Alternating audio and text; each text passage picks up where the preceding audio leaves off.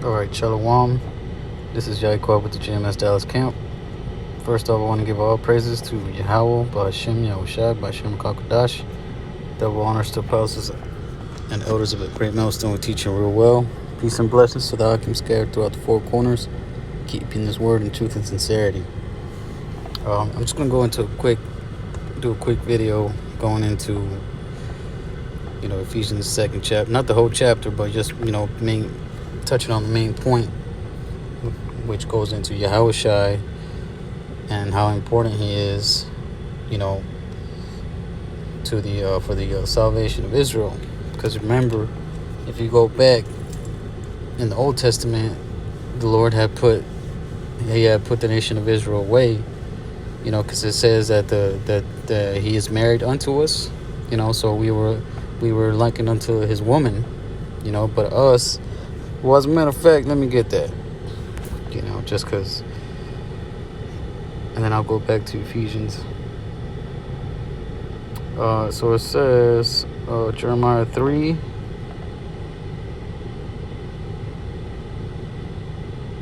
going to start at verse 6.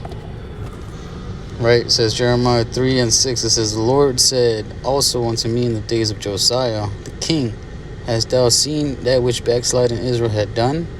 She has gone up upon every high mountain and under every green tree, and there had played the harlot. Meaning what? Symbolically that we were going off. We were worshiping other idols. That's why he likened Israel as a harlot. Because a woman's only supposed to be with one man for the rest of her life, and us as a nation being that woman, likened unto that woman. Then we were committing spiritual fornication. We were committing that adultery. So it says, verse 7, and I said, after she had done all these things, turn thou unto me, but she returned not, and her treacherous sister Judah saw it. Talking about the northern and southern kingdom. And I saw when for all the causes whereby backsliding Israel had committed adultery, I had put her away, and given her a bill of divorce. Yet her treacherous sisters Judah feared not, but went and played the harlot also. So both kingdoms went off, man. The north and southern kingdom. So because it says it right there. Yet her treacherous sister Judah feared not, but went and played the harlot also. So we all went off worshiping all the different idols, man. Giving ourselves unto the ways of the other nations. That's off. The Lord said that's why he said in Exodus that he had made us a peculiar people, man. He has separated, he has separated us from the other nations, So it says, verse 9, and it came to pass through the lightness of her whoredom that she defiled the land and committed adultery with stones and with stocks, because we made different idols and statues and out of woods and stone and different alloys, what I'm saying, like the example with the golden calf at the bottom of Mount Sinai, what I'm saying, when Moses went up into the mountain, what I'm saying, and all that, we'd rather worship those things. You just got to think about it like this.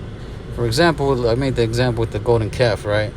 Like Israel is so stupid that they literally made a calf out of gold and started worshiping, even though they seen all the miracles that the Lord Yahweh was doing and during their time in the wilderness.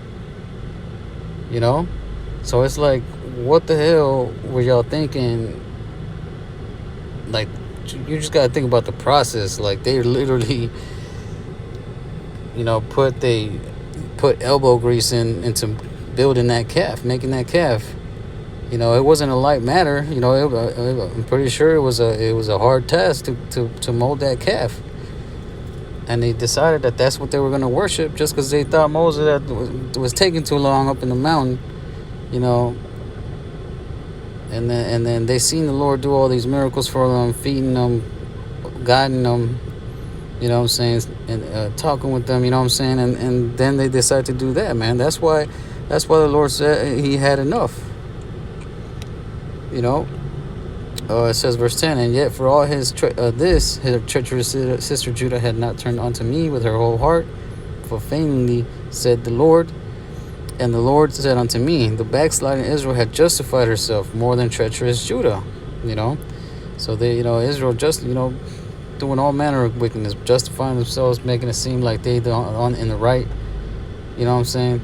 So it says, verse 12, go and proclaim these words toward the north, and say, return thou backsliding Israel, saith the Lord, and I will not cause mine anger to fall upon you, for I am merciful, saith the Lord, and I will not keep anger forever. And that's why it says that in Baruch, the 4th chapter.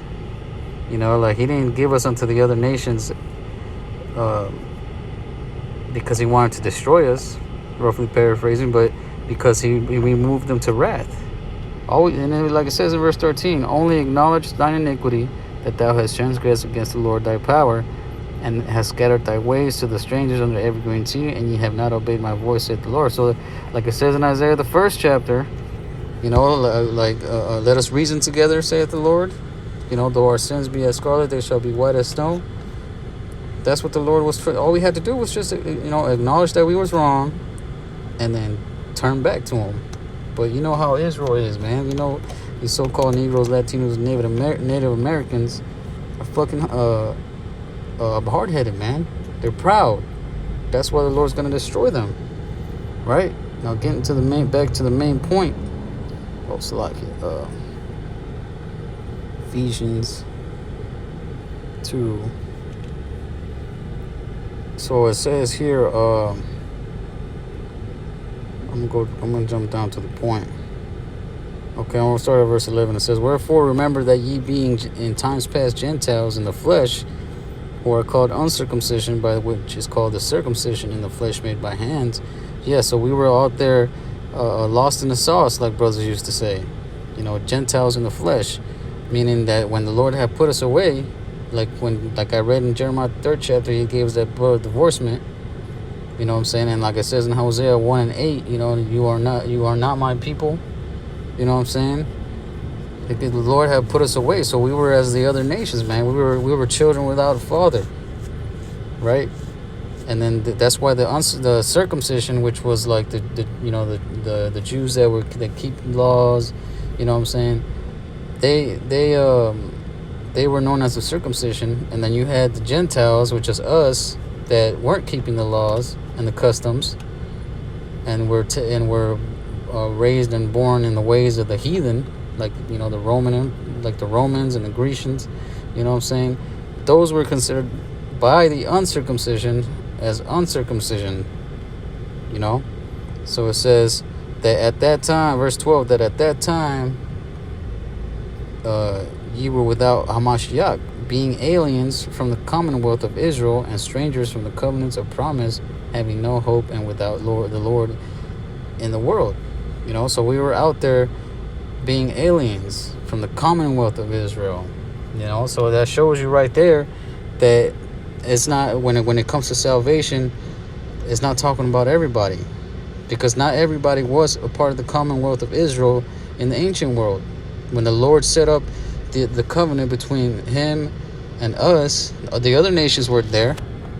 And I always get this word right. Oh, Salaki, I got an airplane mode, so I won't be able to show it, because I don't want people calling me, but the word aliens in the Greek is apolatreo, and it says to be shut out of one's fellowship or intimacy. And then what, like I just showed y'all, what was it? Who did that happen to? Israel, man, because the Lord wasn't dealing with the other nations. Like it says there in Psalms, I showed my my statues unto to Jacob. He, and then it says that in the Torah. You know what I'm saying? That I have set aside a peculiar people, roughly paraphrasing.